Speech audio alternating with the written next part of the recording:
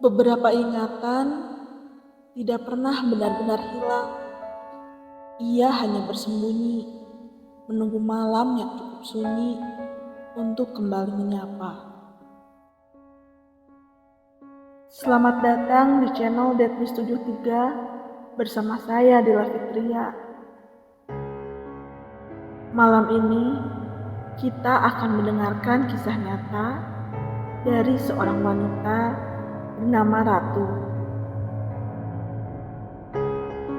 Tentang pengalaman horornya selama 3 hari menginap di sebuah hotel di kota Bandung. Mari kita dengarkan kisah ini dalam larutnya malam yang tidak benar-benar sepi.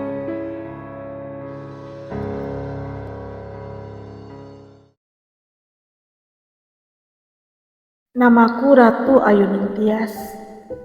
Aku seorang backpacker dari Jakarta dan sudah sering menjelajahi banyak kota di Indonesia sendirian. Bagi sebagian orang, berpergian sendiri terasa sepi, tapi bagiku, itulah caraku merasa hidup. Sebagai seorang introvert, aku menikmati kesendirian, menjelajahi tempat baru tanpa harus berbicara terlalu banyak. Hanya aku dan langkahku sendiri. Kejadian ini terjadi di tahun 2020. Saat itu, aku memutuskan untuk berlibur ke Bandung, kota yang selalu menyenangkan untuk dikunjungi. Kebetulan, akhir pekan itu adalah libur panjang, dan seperti yang bisa ditebak, harga hotel saat itu sangat tinggi. Tapi tanpa sengaja, aku menemukan satu hotel lewat aplikasi pemesanan. Lokasinya di pusat kota Bandung, dan yang membuatku tak pikir panjang adalah promo diskonnya yang besar. Cukup menggiurkan, terutama untukku yang hidup hemat sebagai backpacker. Tanpa banyak pertimbangan, aku langsung memesan untuk 3 malam saat itu juga. Perjalananku dimulai dari Jakarta.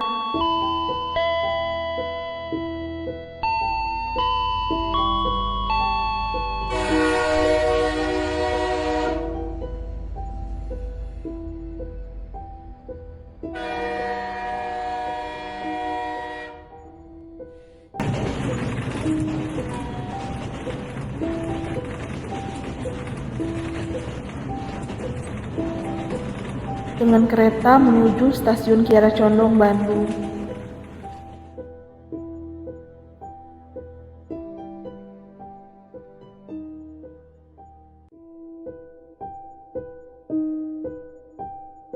Dari sana, aku melanjutkan sisa perjalanan ke hotel dengan ojek online.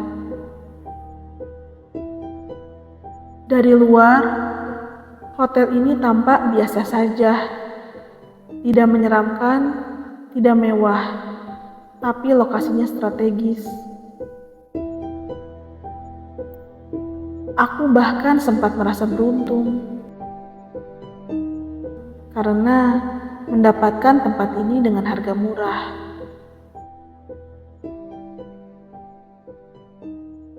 Tapi rasa beruntung itu perlahan hilang sejak aku tiba di kamar paling ujung, tepatnya di lantai 3. Begitu pintu kamar aku buka, rasanya seperti masuk ke tempat yang sudah lama ditinggalkan.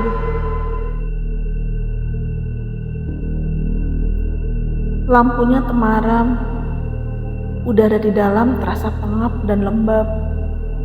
Debu menutupi hampir setiap sudut kamar. Seolah kamar ini sudah lama tak dihuni siapapun.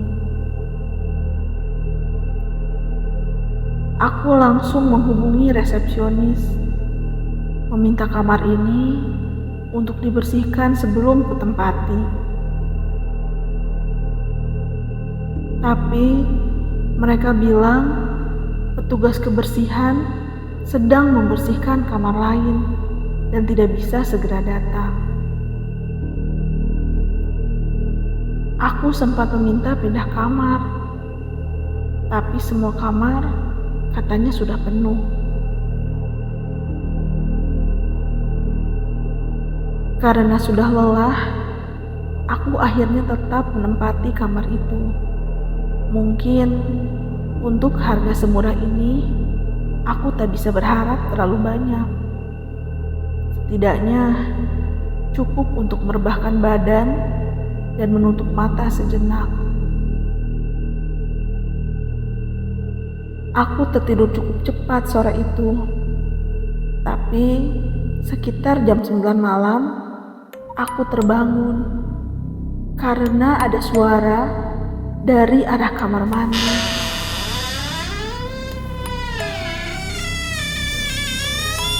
Seperti suara keran air yang dibuka lalu tertutup pelan.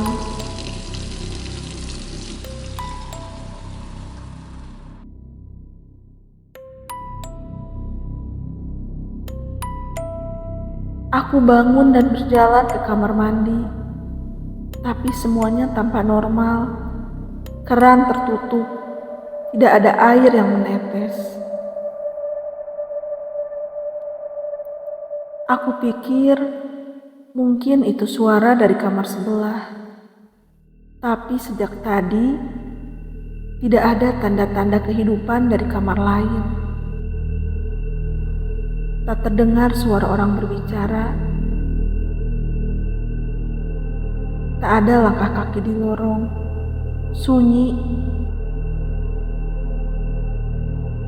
Seolah aku satu-satunya tamu di lantai itu. Padahal katanya semua kamar sudah penuh. Hotel ini terlalu sepi.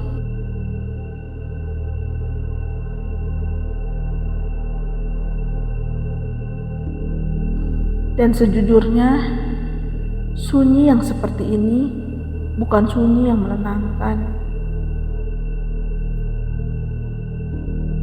Perutku mulai terasa lapar. Tanpa pikir panjang, aku berjalan keluar, menyusuri lorong menuju lift, tepatnya di ujung lantai 3.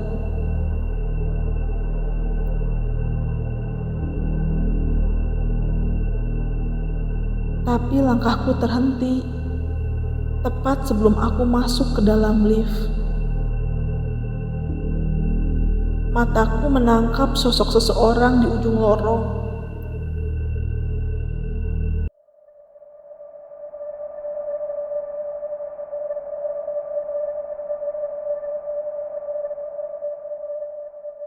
Seorang pria berjalan pelan, menyeret langkah seperti tanpa tenaga.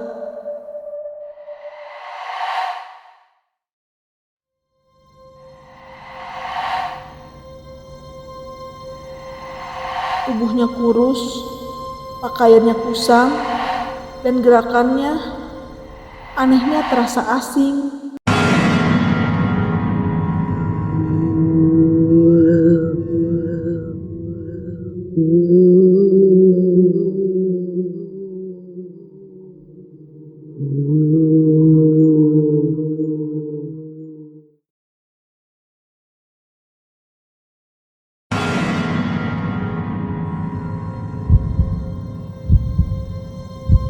Wajahnya samar dari kejauhan, tapi ada sesuatu dari dirinya yang membuat jantungku berdegup lebih keras dari biasanya.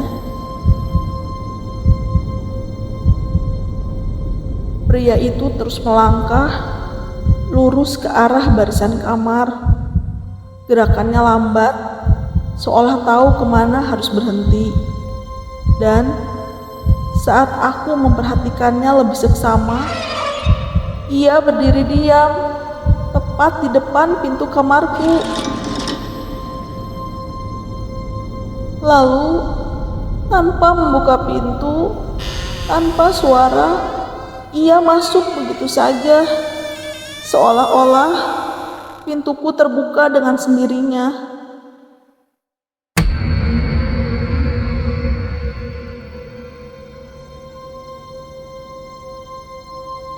Lorong kembali sunyi, tapi hawa di sekitarku mendadak berubah dingin. Aku tidak jadi turun. Dengan langkah ragu, aku kembali menyusuri lorong dan berdiri di depan pintu kamarku sendiri.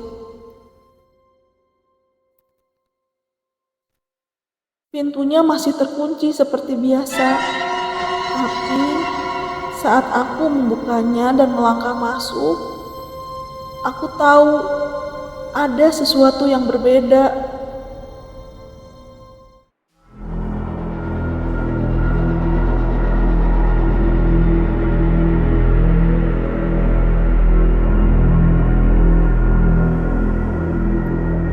Sunyi di kamar terasa lebih menakutkan, dan entah kenapa, aku merasa seperti tidak sendirian.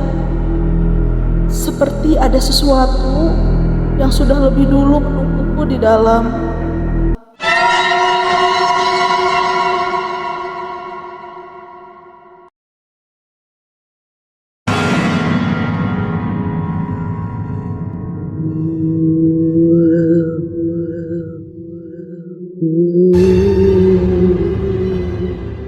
Malam pertama berlalu tanpa gangguan lagi, tapi aku tidur dengan lampu menyala dan kupaksa diriku percaya bahwa pria pucat tadi hanyalah tamu hotel biasa.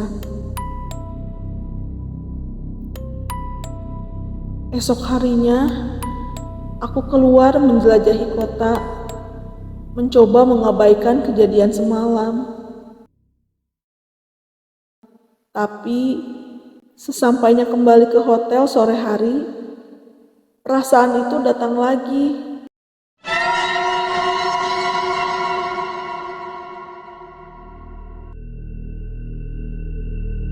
Perasaan tidak sendiri.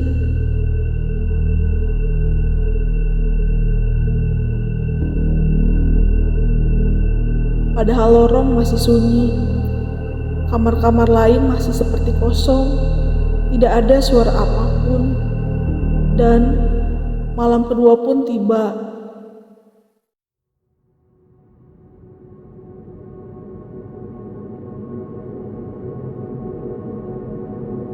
Sekitar pukul 2 dini hari, aku terbangun tanpa alasan. Lampu kamarku menyala, tapi hawa kamar berubah jadi dingin sekali, lebih dingin dari malam sebelumnya.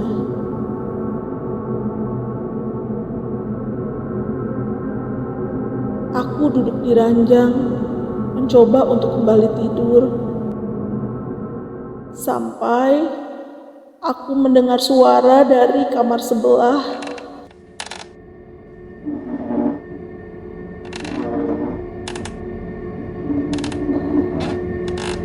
Suaranya seperti kursi digeser di atas lantai keramik. Aku berusaha diam, mencoba tidak panik. Lalu, suara itu terdengar lagi. Kali ini lebih jelas.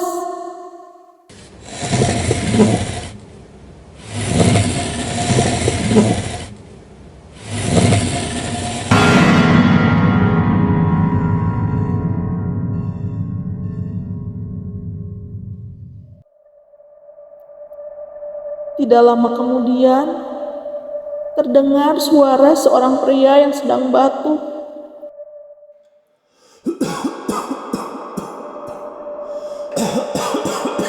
Suaranya parau, dalam, seperti keluar dari tenggorokan yang dipenuhi cairan.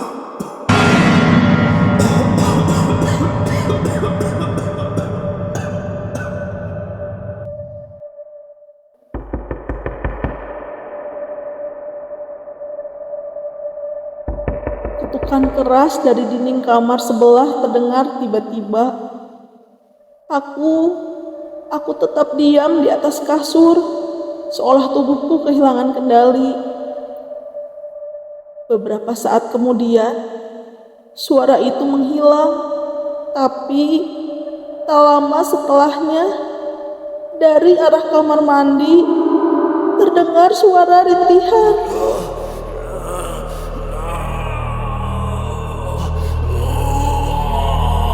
Pelan, lirih, seperti seseorang yang sedang menahan sakit.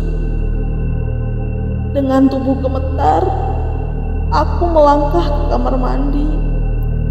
Dan saat aku mendekat, lampu kamar mandi tiba-tiba padam.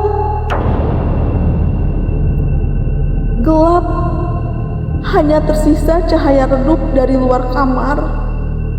Dan di cermin itu, aku melihat bayangan pria itu tepat di belakangku.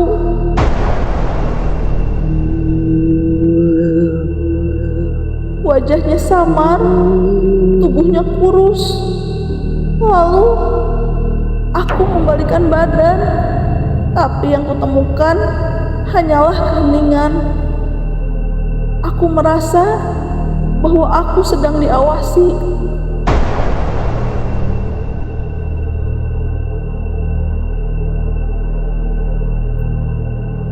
Dengan napas tersengal, aku menutup pintu kamar mandi dan menguncinya dari luar, lalu kembali berlari ke ranjang, menarik selimut sampai menutupi seluruh tubuh, dan berharap malam ini segera berakhir.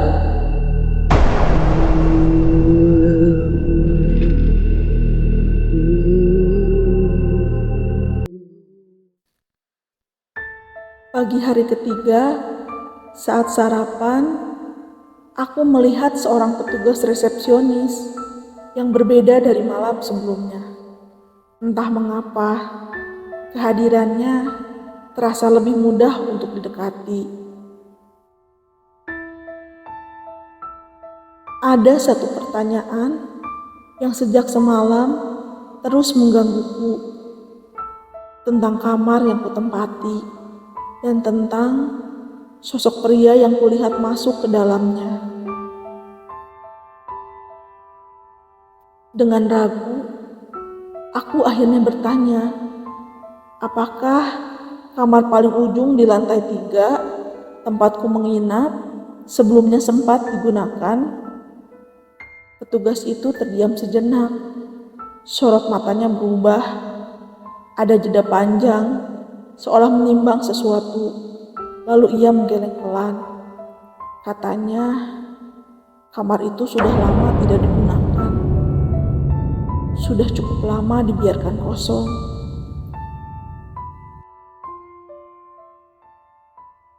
Tapi, karena kamar lain penuh, akhirnya kamar itu kembali disewakan. Aku lalu bertanya lagi tentang kamar di sebelahku. Dan dengan nada lebih pelan, ia menjawab, kamar itu sedang dalam proses renovasi, tidak disewakan, tidak ada tamu.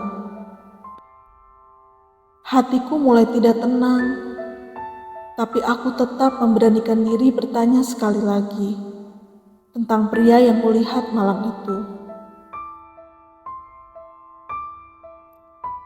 Seorang pria bertubuh kurus, kulitnya pucat, langkahnya pelan, yang malam tadi kulihat masuk ke dalam kamarku tanpa suara.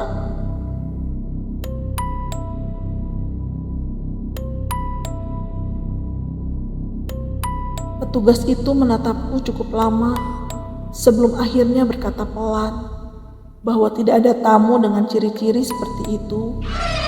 Bahkan seluruh staf hotel pun tidak ada yang menyerupai deskripsi yang kusampaikan. Aku mencoba tersenyum, berusaha menutupi rasa takutku. Tapi dalam hati, aku semakin yakin bahwa sosok yang kulihat malam itu bukanlah manusia biasa, dan kejadian yang kualami bukan sesuatu yang bisa dijelaskan dengan logika. Malam ketiga, malam itu terasa berbeda sejak awal, dan di jam-jam yang seharusnya tenang, justru ada sesuatu dalam diriku yang tak bisa diam. Aku memutuskan untuk membuka ponsel dan mencari ulasan tentang hotel ini. Dan entah kenapa, malam itu satu ulasan lama muncul paling atas. Isinya adalah, kalau ditawarin kamar ujung di lantai 3, mending tolak aja. Soalnya udah banyak cerita. Dulu pernah ada tamu yang meninggal di situ. Sampai sekarang, katanya masih belum mau pergi dari kamar itu.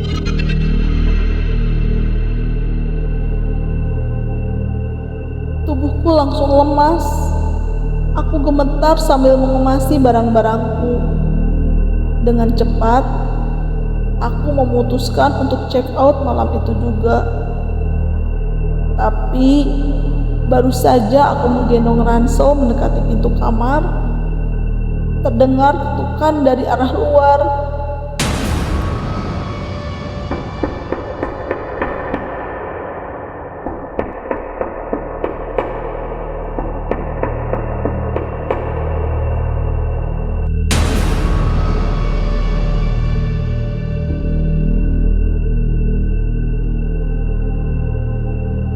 Aku diam, tidak berani membuka pintu.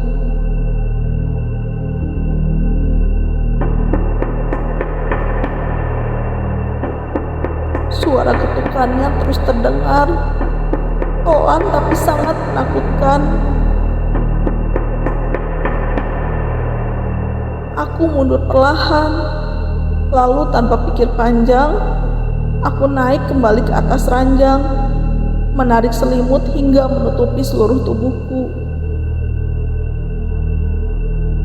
Sepanjang malam, aku sama sekali tidak bisa tidur. Dari berbagai sudut kamar, suara-suara itu datang satu persatu. Dari kamar mandi, terdengar suara air menyala lalu berhenti.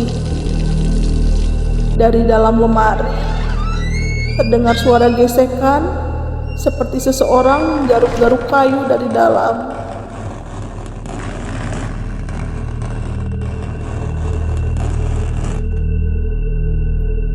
Dari jendela, terdengar suara rintihan seperti seseorang yang kesakitan. Dan dari kamar sebelah, terdengar suara kursi bergeser.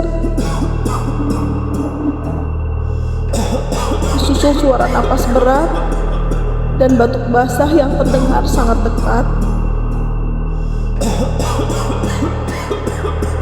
Aku hanya bisa bersembunyi di balik selimut sambil menutup telinga. Di dalam gelap, aku hanya bisa berdoa agar malam segera berakhir.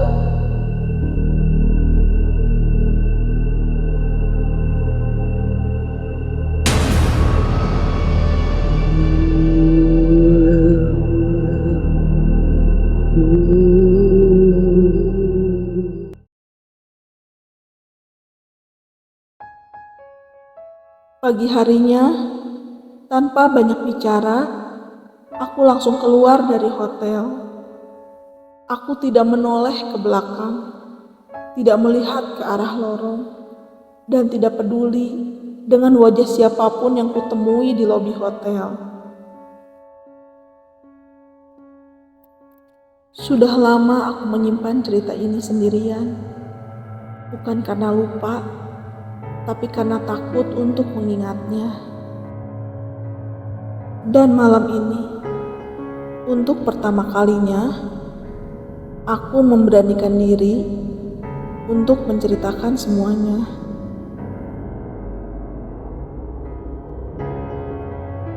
Aku tak pernah tahu siapa pria itu sebenarnya, atau apa yang pernah terjadi di kamar yang kutempati malam itu. Yang ku tahu, di kamar paling ujung lantai 3 itu ada sesuatu yang belum pergi, belum seutuhnya. Beberapa tempat tidak ditinggali oleh yang hidup, melainkan dihuni oleh sosok tak kasat mata yang belum rela melepaskan dunia ini sepenuhnya. Terima kasih telah mendengarkan Deadmiss 73. Sampai jumpa di cerita horor nyata berikutnya. Jika kamu suka cerita ini, jangan lupa untuk like, subscribe, dan tulis cerita horor pengalamanmu di kolom komentar. Siapa tahu kisahmu yang akan kami ceritakan di episode berikutnya.